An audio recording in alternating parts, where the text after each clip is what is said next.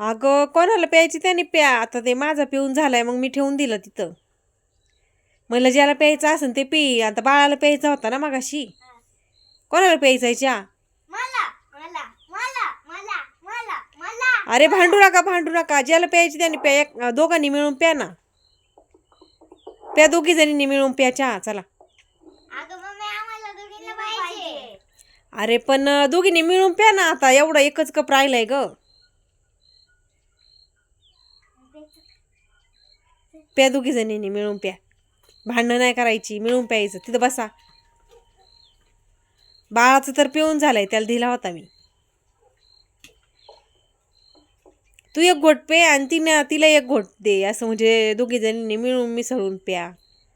आणि तसं पण कोरा चहा लई पिती नाहीत ग लहान मुलांनी. दूध पितात दूध. लहान मुलांनी काय कोरा चहा पितात का? पण तुम्हाला लागतोय कोरा चहा. माझ्याकडून तो थोडासा एक्स्ट्रा झाला होता ना, म्हणून मग ठेवला मी तिथं. म्हणलं बाळ पिईन. आणि पाहुणे येणार होते आपल्या घरी म्हणून मग एक्स्ट्रा केला होता. पण आता तो उरलाय तर मग आजच्या दिवस प्यासा ना. उद्यापासून नाही तुम्हाला चहा. दोघींनी मिळून मिसळून प्यायचा. तेवढा एकच कप राहिलाय. तिला पण दे, तू पण पे.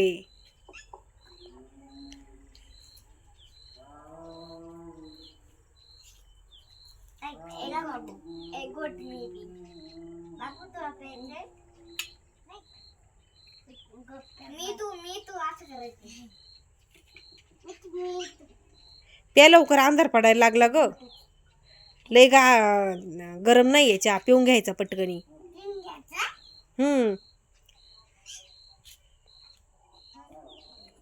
मिळून मिसळून राहायचं. तुम्ही दोघी जणी कोण आहेत नेमक्या? कोण आहे तुम्ही दोघी जणी?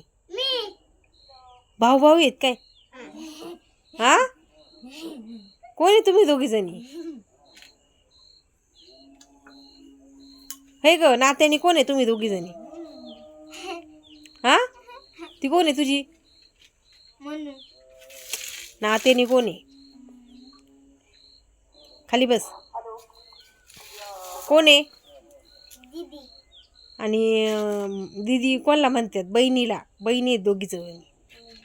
एवढं माहित नाही का बहिणी बहिणीत म्हणून? असं भांडत असतात काय मग? बाबू माती खेळू नको, माती खेळू नको. तू पेला चहा? लय नाही जास्त चहा प्यायचा. झाला का पिऊन? पिऊन झाला का? मग आता काय करणार? अभ्यास. आणि तुम्ही इकडे बसा. इथं बसा. बसा इथं 2 मिनिटं. शाळेची कपडे का नाही काढली मला सांगा. का नाही काढली शाळेची कपडे? हे ग शाळा कधी सुटली? शाळेची कपडे अजून कशी काय निघाली नाही.